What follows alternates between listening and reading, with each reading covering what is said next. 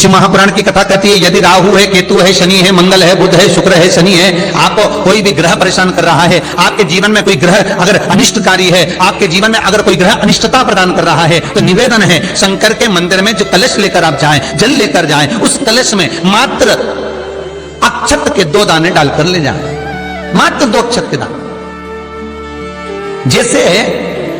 सूर्य नारायण को प्रसन्न करने के लिए अपन कुंकू डाल लेते हैं,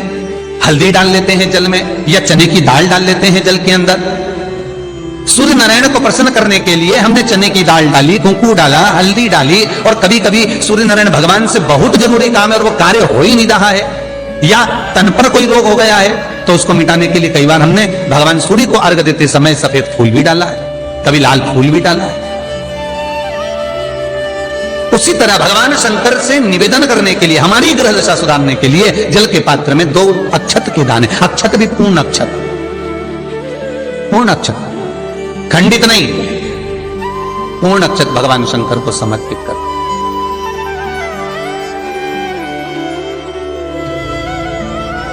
और बाबा भोलेनाथ को जब हम जल समर्पित करें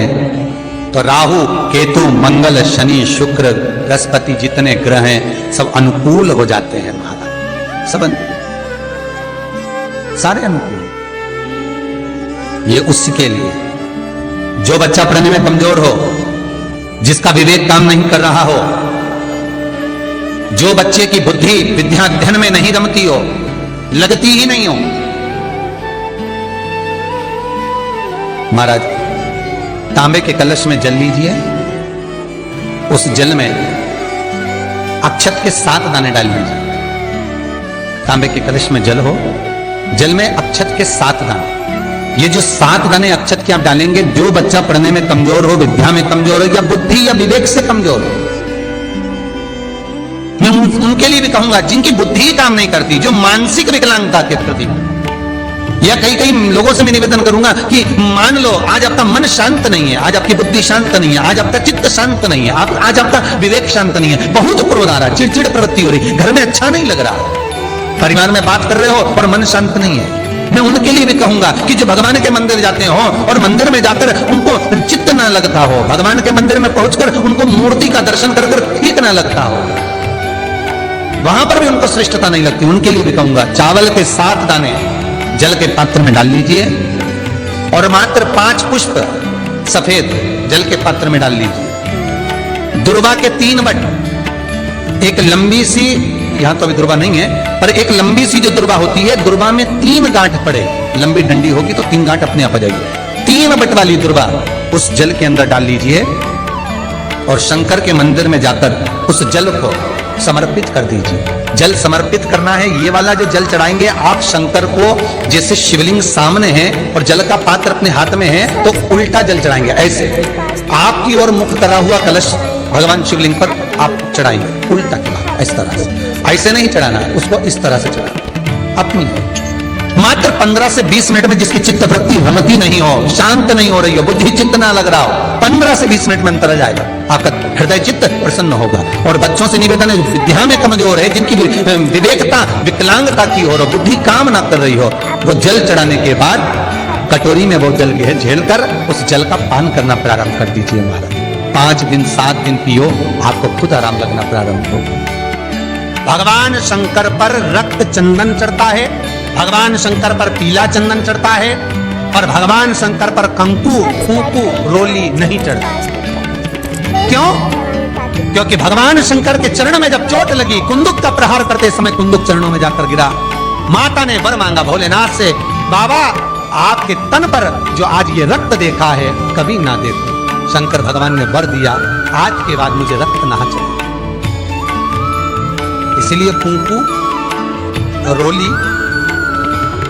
शंकर भगवान का शिवलिंग जहां रखा रहता है, जो गोल भाग होता है, माता पार्वती जी का हस्तकमल चरण होते हैं, इस भाग पर आप कितनी भी रोली चढ़ाओ चल जाएगा, पर शिवलिंग पर कंकु, रोली, कुंकू नहीं चढ़ाओ, आस पर चढ़ाइए, चंदन चढ़ाओ, अबीर चढ़ाओ, गुलाल चढ़ाओ,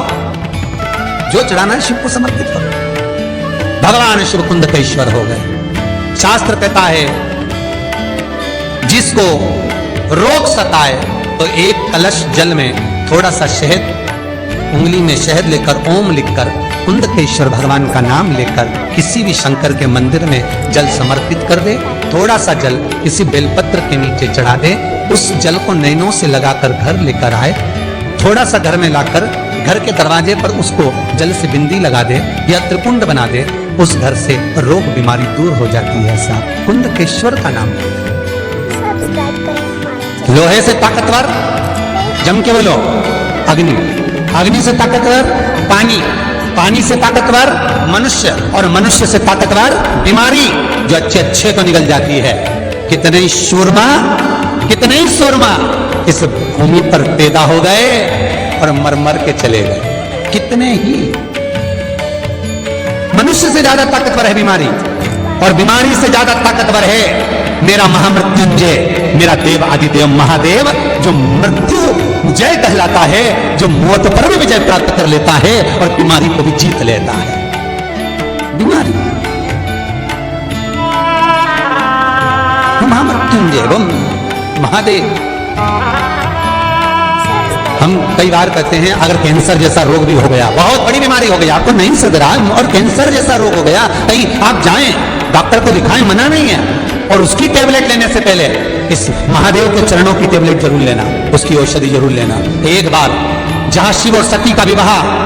सतयुग में हुआ था, त्रिजुगी नारायण में, हम पार्वती के विवाह की बात नहीं कर रहे, हम सती के विवाह की बात कर रहे हैं। जिस भूमि पर त्रिजुगी नारायण में शिव और सती का विवाह हुआ था, जहां दक्ष प्रजापति ने माता सती का मंगल पाणी ग्रहण संस्कार करवाया था, कन्यादान किया था, भगवान शंकर और सती के विवाह की अग्नि आज तक जल रही है त्रिजुगी नारायण में। केदारनाथ जी जाते हैं, उसके पहले गौरी कुंड आता है, गौरी कुंड से लेफ्ट में 8 किलोमीटर की 10 किलोमीटर की दूरी पर त्रिजुगी नारायण है। त्रिजुगी नारायण में जहां पर भगवान शंकर और सती ने फेरे लिए थे, भगवान और शिव और सती के, जहां शंकर और सती की भावर डली थी, फेरे हुए थे, उनके फेरे लेते समय माता सती के चरणारविंद से, भगवान शंकर के चलने पर सती माता के चरणारविंद से कुंड उत्पन्न हो गए। उस कुंड का पानी बोतल में भरकर लेकर आ जाओ, और उन 7 कुंड हैं, 4 तो कुंड पास में हैं और 3 कुंड पीछे की ओर, 7 कुंड का जल लेकर आओ बोतल में भरकर, और जिसको कैंसर जैसी बीमारी है, सवेरे खाली पेट 1 ढक्कन 2 ढक्कन उसको पिलाना चालू करो, धीरे धीरे उसको आराम लगना चालू हो जाएगा, दवाई लगना प्रारंभ हो जाएगा।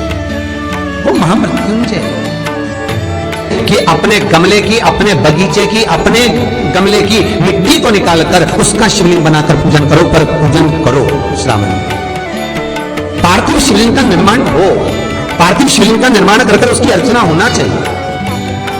और ये जरूरी नहीं है कि शिवलिंग बहुत बड़ा बनाया जाए। आजकल के जमाने में तो एक फैशन का दौर भी चल रहा है कि कहीं भगवान शंकर का शिवलिंग बनाए तो बहुत बड़ा शिवलिंग बनाओ थाली के अंदर, फिर उसका अभिषेक पूजन करो। यहाँ शास्त्र वर्णन नहीं कर रहा है, यहाँ तो शास्त्र स्पष्ट कहता है, शिव महापुराण की विद्येश्वर संहिता कहती है कि आप चाहे पार्थिव शिवलिंग बनाए, आप चाहे मट्टी का आनंद भाव से शिवलिंग बनाए, आप चाहे तो घर में शिवलिंग रखें, आप चाहें तो शिवलिंग का स्मरण आप घर के अंदर लेकर आए, पर कोई भी मूर्ति यदि आपके घर में है तो वो अंगुष्ठ आकृति से बड़ी नहीं होना चाहिए, बस इतना बड़ा स्वरूप भगवान का होना चाहिए।